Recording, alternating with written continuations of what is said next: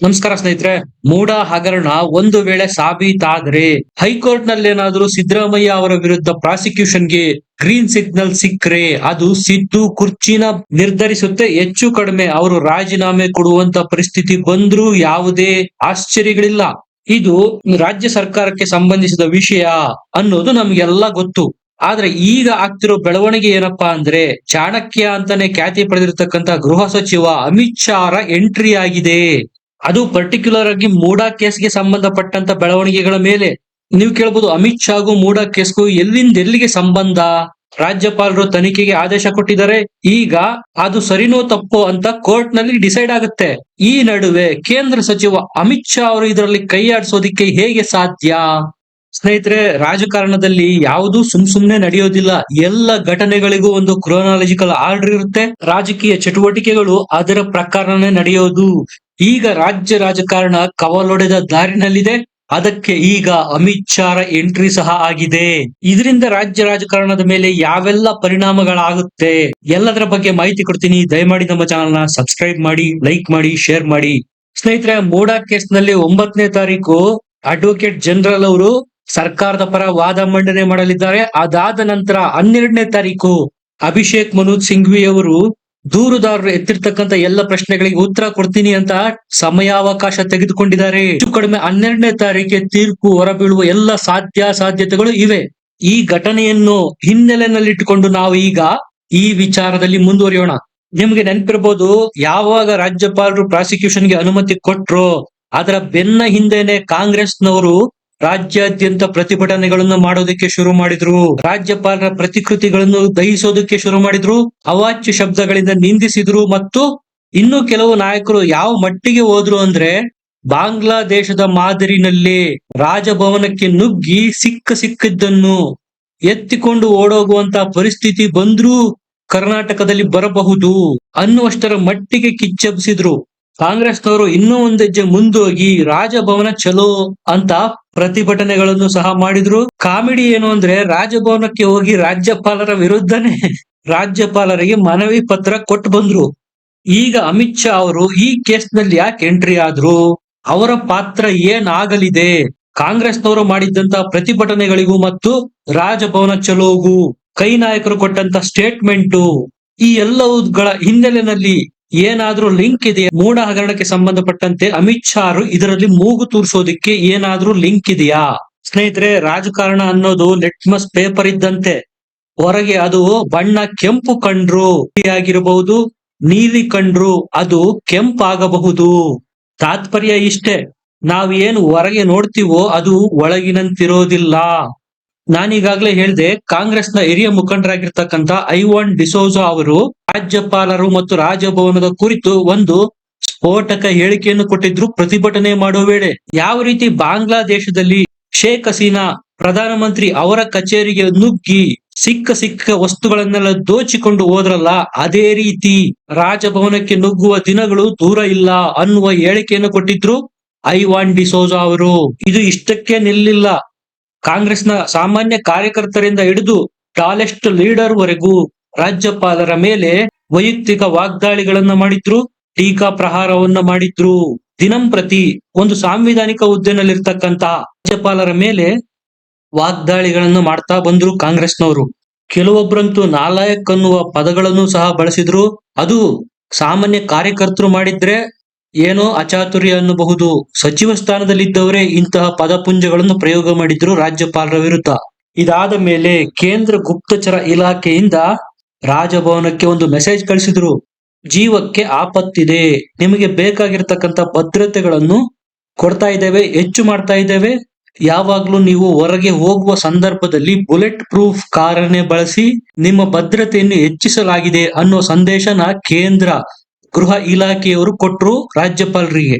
ಸ್ನೇಹಿತರೆ, ಇಲ್ಲಿ ಕಾಂಗ್ರೆಸ್ನವರು ಅಪಾಯಗಳನ್ನು ತಮ್ಮ ಮೇಲೆ ಎಳೆದುಕೊಳ್ತಾ ಇದ್ದಾರೆ ಅನ್ನೋದಕ್ಕೆ ಇದೊಂದು ಪರ್ಫೆಕ್ಟ್ ಎಕ್ಸಾಂಪಲ್ ಅನ್ಸುತ್ತೆ. ರಾಜ್ಯಪಾಲರು ಸಹ ಈ ಸನ್ನಿವೇಶನ ವ್ಯರ್ಥ ಆಗೋದಿಕ್ಕೆ ಬಿಡ್ಲಿಲ್ಲ. ಅವರು ಸಹ ಪ್ಲಾನ್ ರೆಡಿ ಮಾಡಿದ್ರು, ಅದನ್ನ ಆಕ್ಷನ್ ಮಾಡ್ತಾ ಇದ್ದಾರೆ ಕೂಡ. ಅದೇನಪ್ಪಾ ಅಂದ್ರೆ ಪತ್ರ ವ್ಯವಹಾರ. ಪತ್ರ ವ್ಯವಹಾರ ಯಾಕೆ ಬರುತ್ತೆ ಇಲ್ಲಿ? ಇಲ್ಲೇ ಇರೋದು ರಾಜಕೀಯ. ಕಾಂಗ್ರೆಸ್ನವರು ಏನು ಪ್ರತಿಭಟನೆಗಳನ್ನ ಮಾಡ್ತಾ ಇದ್ದಾರೆ, ರಾಜ್ಯಪಾಲರ ವಿರುದ್ಧ ಅವಾಚ್ಯ ಶಬ್ದಗಳಿಂದ ನಿಂದನೆ ಮಾಡ್ತಾ ಇದ್ದಾರೆ. ರಾಜಭವನಕ್ಕೆ ಮುತ್ತಿಗೆ ಹಾಕಿ ಬಿಡ್ತೇವೆ, ಬಾಂಗ್ಲಾ ಮಾದರಿನಲ್ಲಿ ದಾಳಿ ಮಾಡ್ತೇವೆ ಅನ್ನುವ ಬೆದರಿಕೆಗಳು. ಅಷ್ಟೇ ಯಾಕೆ, ಸ್ವತಃ ಕೇಂದ್ರ ಗುಪ್ತಚರ ಇಲಾಖೆಯಿಂದನೇ ರಾಜ್ಯಪಾಲರ ಜೀವಕ್ಕೆ ಅಪಾಯ ಇದೆ ಅನ್ನುವ ಮುನ್ನೆಚ್ಚರಿಕೆಗಳು ಬಂದಿವೆ. ಇದೆಲ್ಲವನ್ನು ಮುಂದಿಟ್ಟುಕೊಂಡು ರಾಜ್ಯಪಾಲರು ಪತ್ರ ಬರೆದ್ರು. ಯಾರಿಗೆ? ಕೇಂದ್ರ ಗೃಹ ಇಲಾಖೆಗೆ. ಎಲ್ಲಿಂದ? ಸ್ಟಾರ್ಟಿಂಗ್ ಪಾಯಿಂಟ್ ಇಂದ, ಮೂಡ ಅಕ್ರಮದ ಸ್ಟಾರ್ಟಿಂಗ್ ಇಂದ ಯಾವಾಗ ಮನವಿ ಪತ್ರವನ್ನು ದೂರುದಾರರು ರಾಜ್ಯಪಾಲರಿಗೆ ಸಲ್ಲಿಸಿದ್ರು, ಅದಾದ ಮೇಲೆ ಇಲ್ಲಿಯವರೆಗೂ ಏನೆಲ್ಲ ಘಟನಾವಳಿಗಳು ಘಟಿಸಿತು, ಆ ಎಲ್ಲ ವಿಚಾರಗಳು, ಪ್ರತಿಭಟನೆಗಳ ಬಗ್ಗೆ ರಾಜ್ಯಪಾಲರು ಪಿನ್ ಟು ಪಿನ್ ಪತ್ರದಲ್ಲಿ ಸವಿಸ್ತಾರವಾಗಿ ವಿವರಣೆ ಕೊಟ್ಟು ದಾಖಲೆಗಳನ್ನು ಒದಗಿಸಿ ಎಕ್ಸ್ಪ್ಲೈನ್ ಮಾಡಿದ್ದಾರೆ ಕೇಂದ್ರ ಗೃಹ ಇಲಾಖೆಗೆ. ಯಾವೆಲ್ಲ ರಾಜಕೀಯ ಹೇಳಿಕೆಗಳು ಬಂತು, ಯಾವ ರೀತಿ ರಾಜ್ಯಪಾಲರನ್ನ ಟೀಕೆ ಮಾಡಲಾಯಿತು, ರಾಜ್ಯಪಾಲರ ಮೇಲೆ ಎಷ್ಟರ ಮಟ್ಟಿಗೆ ಒತ್ತಡ ಏರಲಾಯಿತು, ರಾಜ್ಯಪಾಲರ ಸಾಂವಿಧಾನಿಕ ಹುದ್ದೆಯ ಕುರಿತಾಗೆ ಎಷ್ಟೆಲ್ಲ ಪ್ರಶ್ನೆಗಳನ್ನು ಎತ್ತಲಾಯಿತು, ಯಾವ ವಿಚಾರನೂ ಬಿಟ್ಟಿಲ್ಲ ರಾಜ್ಯಪಾಲರು. ಎಲ್ಲವನ್ನು ಒಂದು ಕಡೆ ಕಲೆ ಹಾಕಿ ಪತ್ರದಲ್ಲಿ ಬರೆದು ದಾಖಲೆಗಳ ಸಮೇತ ಕೇಂದ್ರ ಗೃಹ ಇಲಾಖೆಗೆ ತಲುಪಿಸಿದ್ದಾರೆ. ಈಗ ಕೇಂದ್ರ ಗೃಹ ಇಲಾಖೆ ಸಹ ಆಕ್ಷನ್ ಮೋಡ್ಗೆ ಬಂದಿದೆ. ರಾಜ್ಯಪಾಲರ ಪತ್ರನ ಅವರು ಸಹ ಸೀರಿಯಸ್ ಆಗಿ ಕನ್ಸಿಡರ್ ಮಾಡಿದ್ದಾರೆ. ಕಂಟಿನ್ಯೂಸ್ ಆಗಿ ರಾಜ್ಯಪಾಲರು ಮತ್ತು ರಾಜಭವನದ ಟಚ್ ನಲ್ಲಿದ್ದಾರೆ ಅಮಿತ್ ಶಾರು. ಸ್ನೇಹಿತರೆ, ಈ ಎಲ್ಲ ಘಟನಾವಳಿಗಳ ಬಗ್ಗೆ ಅಮಿತ್ ಶಾರಿಗೆ ಗೊತ್ತಿಲ್ಲವಾ? ಗೊತ್ತಿತ್ತು. ಒಂದರ್ಥದಲ್ಲಿ ಮೂಡ ಹಗರಣ ಬಯಲಿಗೆ ಬರೋದಿಕ್ಕೆ, ಅದು ಇಷ್ಟರ ಮಟ್ಟಿಗೆ ದೊಡ್ಡದಾಗೋದಿಕ್ಕೆ ಬಿಜೆಪಿ ಹೈಕಮಾಂಡ್ ಮತ್ತು ರಾಜ್ಯ ಬಿಜೆಪಿ ಘಟಕವೇ ಕಾರಣ.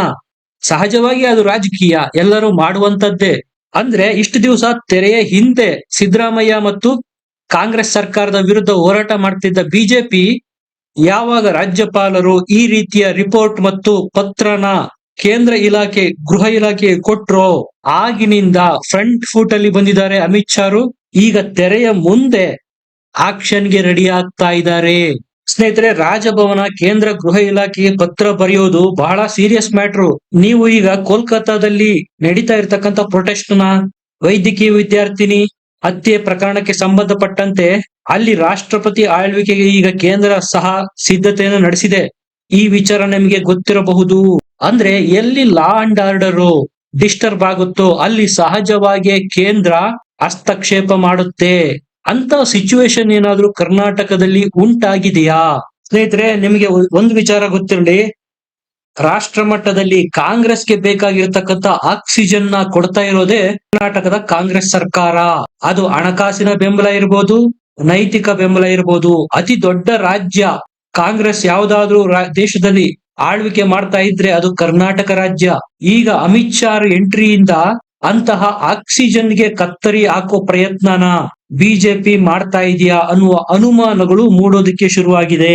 ನೀವೇ ನೋಡಿ, ಸಿದ್ದರಾಮಯ್ಯನವರೇ ಸ್ವತಃ ಹೇಳಿಕೆಯನ್ನು ಸಹ ಕೊಟ್ಬಿಟ್ಟಿದ್ದಾರೆ. ದೇವೇಗೌಡರು ಮತ್ತು ಕುಮಾರಸ್ವಾಮಿ ಅವರು ಮೋದಿ ಮತ್ತು ಅಮಿತ್ ಶಾರಿಗೆ ಮಾತು ಕೊಟ್ಟಿದ್ದಾರೆ, 6 ತಿಂಗಳ ಒಳಗಾಗಿ ಸಿದ್ದರಾಮಯ್ಯ ನೇತೃತ್ವದ ಕರ್ನಾಟಕ ಸರ್ಕಾರನ ಕೆಡುತ್ತೇವೆ ಅಂತ.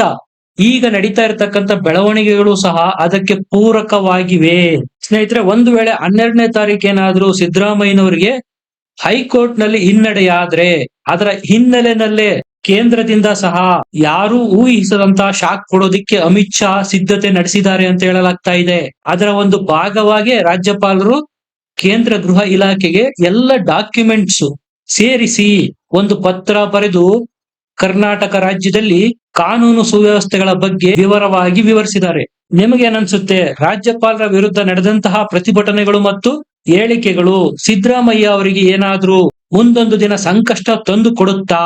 ನಿಮ್ಮ ಅನಿಸಿಕೆಗಳನ್ನು ತಪ್ಪದೆ ಕಮೆಂಟ್ ಮಾಡಿ ತಿಳಿಸಿ, ಲೈಕ್ ಮಾಡಿ, ಶೇರ್ ಮಾಡಿ, ನಮ್ಮ ಚಾನೆಲ್ ನ ಸಬ್ಸ್ಕ್ರೈಬ್ ಮಾಡಿ. ಮತ್ತೆ ಸಿಗೋಣ. ನಮಸ್ಕಾರ.